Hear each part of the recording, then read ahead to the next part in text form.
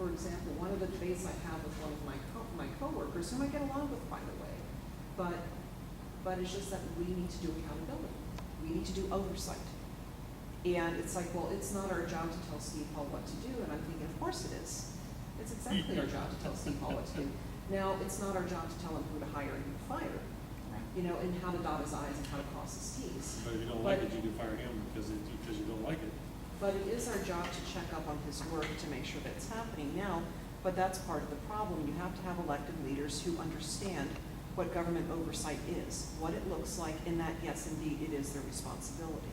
The citizens within the county, including the city of Olympia, have been looking at this issue since 2008 very hard. And there will be a meeting on the 26th of October at the County Commissioner hearing room. That's room 280 up at Courthouse 1, where we will be looking at the home rule charter process that's being implemented over in Yakima County. And we will also be looking at Thurston County to test the waters here to see if there's anybody interested in taking a good hard look at our governance structures and making the appropriate change, not only at the county level, but possibly even at the city level, with the objective of trying to get better representative government and that will work and be more effective. So that will start at 7 o'clock in the evening, and we'll be getting the word out through informal networks, but a lot of really sharp people have been working on this for a long time. So in the meantime, as far as the budget is getting that, you're right, it's getting that information out there. And you know what I'd like to do is actually have some of this information just a copy in the library, the downtown library.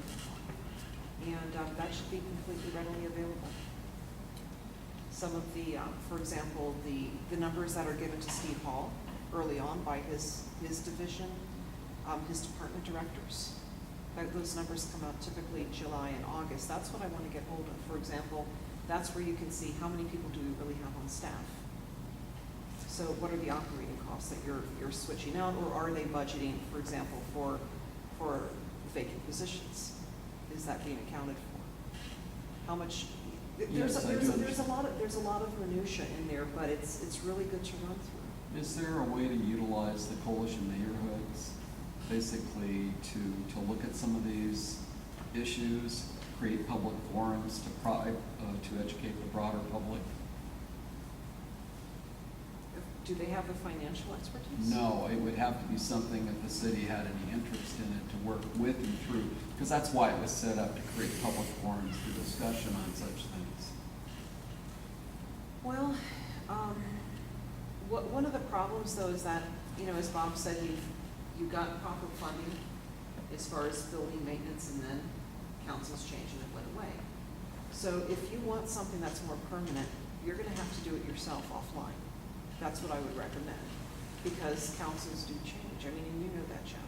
Yeah, the question is, how do you get some sort of official blessing or I mean, informal groups generally, unless they can get the votes at a particular election, they really don't have any clout at all, no matter how much, you know, the quality of the work you do as a result. So what you need to be able to do is get some sort of blessing from the city council to go forward and study governance structure, be it a group like the League of Women Voters or some other entity. They need some sort of imprimatur to come on in and do that. Well, I don't understand why you need a blessing. Well, you don't, except you don't have a lot of clout, I guess, with the policymakers, unless you elect them on a platform. See, for something like that, it's, I mean, do you see the county elected officials who want to go into a charter? You know, They're not opposing it, but they're not. It's going to be discussed. We don't know what will happen. We're very early in the process. Yeah. And we're trying to keep it apolitical, so we'll find out. But we're trying to broaden the discussion to include cities too, or at least regional issues like water, some of those issues, transportation, some of those critical issues. Yeah. Well, I think Rob said about, having a majority on council that is willing to take on the challenges is something that hopefully we'll have in a few months, and we would like you to be part of that.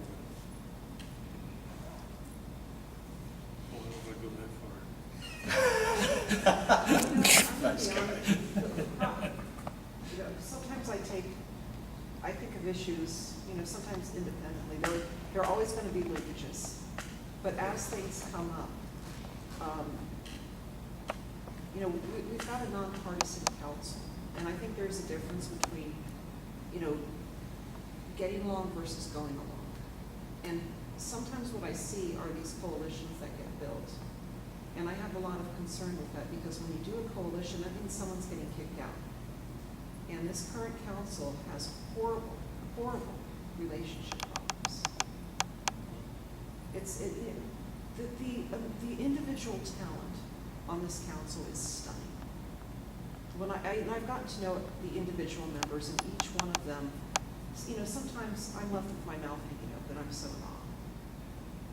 But for whatever reason, we can't pull it together. And having a coalition isn't going to help. When you have a self-proclaimed coalition, because that means we're in, you're out, and if you don't like it, take a hike. I'm not talking about a coalition. I'm talking about furthering community values and goals towards sustainability, intelligent growth, stormwater and water management, maintenance of city infrastructure, streets, buildings. These are things that are not partisan. These are not controversial. I think they're something that we can all agree on. How we get there might be subject to disagreement, but I think our community has been voting for people with the idea that we want a progressive city that manages growth intelligently, manages its resources intelligently, and and improves and is sustainable. And instead of these fighting about details on stuff that candidly it doesn't matter, like the John Yost thing, with the altercation between him and the police officer, and the big hearing, the big turnout. Hell, the guy hadn't even been to court other than bonding out. That's a judicial issue. It's not really a city issue at that point. It's there's he's been charged. There's something pending before the court. That's not something that, candidly, is within the purview of council. That's in the criminal justice system, and that was sort of used by people on council to curry favor, or to like Mr. Lay was saying, show compassion. It's that's court. The guy, there was an arrest, whether it was proper or not, who knows? We weren't there. We're not the judge. We're not the jury, and that will be sorted out in the courts. Yeah, but we are accountable for the police, and that's but something you are ultimately accountable, and at that point you don't even. It was at the very beginning stage of the judicial process, and I think it was you don't have that. Police accountability is not done during public comment in city council. It's done by a formal complaint process and some sort of procedure, whether it's police auditor or internal police procedure, or going out to the DA and see if there's been a crime committed. I don't know, but you don't let the police run roughshod. They don't make the rules. They're supposed to enforce it, and pass judgment until there's a we should afford the police the same due process that we afford people who are charged with crimes. They have right to know what the charges are and an opportunity to present, I would to agree defend with them. that particular night, none of those people that testified were there. So you weren't getting any facts. Right, yeah, there were two people that were there, the police officer and the individual, that was charged, and what happened, who knows, And that's the thing, there was an opening that the police could have spoken at that point and given a brief of what happened. That didn't occur. So there was, The cops usually don't. so that was a one-sided thing, and that was partly meeting management. There was probably. That was partly meeting management, and that was something I had actually thought of suggesting, was that maybe we should get a briefing first and have that briefing be public, so people who are at home or listening, or who had shown up and hadn't maybe necessarily shown up for that, would have known some of the outlined circumstances. That never happened. And that was a choice. That wasn't my choice, but that was a choice. And in the meantime, what you got was about an hour and a half of public comment period of very, very angry people. With that said, and I apologized. And I'll tell you why. It's very simple. When someone's angry at me, whether I think I did something wrong or not, if I want to diffuse a situation, I'll apologize. That's one of the things when my mom raised me. She said, Karen, you know what? And I would say, Mom, I wasn't wrong on that one. And she's like, I don't care. You need to diffuse that situation. You go in and you apologize, and you eat it. But you didn't do anything wrong. I don't. They thought the city did, and by apologizing, were you admitting liability on part of the police? Sometimes what you're doing, it's not necessarily about what's going to happen in court. Sometimes it's about relationships. It's about, do people feel heard? Think back 2 years ago, did people feel heard? What would have happened at that point in time if the council said, geez, we really messed up. We sincerely apologize and we're going to reverse. What would have happened with that election if they had done that beforehand? Now, would Trevo been able to take them to court on something? Potentially.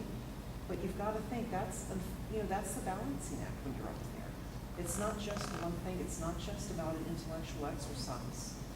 You're having to deal with a diverse group of people. And that's one of the things that I thought was really unfortunate, is that now Scott Hughes, the guy's mute. He got his tongue chopped off. He was viciously attacked many years ago. And, when you're in that kind of situation, you're probably going to have some panic buttons. And it looks like one of his was hit. Now, I'm not saying that the cops' jobs are easy. I would never want that kind of job. And I don't have one. I'm not that crazy yet. But I'd rather take on the council than be a cop. But at the same time, there's this question of could we have diffused the situation better? Because instead of diffusing, it escalated. And that right there is, as from a council perspective, and I'm hearing both sides, and I had heard both sides before I had ever gotten to that meeting, I'm thinking we had an opportunity to diffuse, and it didn't happen. Why didn't Doug say this is a judicial matter? Doug wasn't there. Remember, Steve Bucksbaum ran that meeting. Doug was in China. So you'll have to ask him that.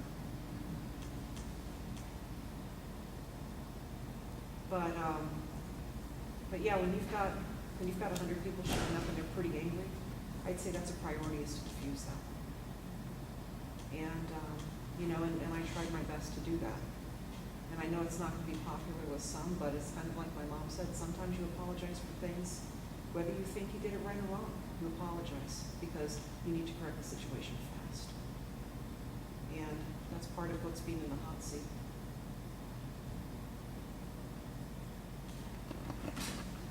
It's not easy, but you do the best you can. So.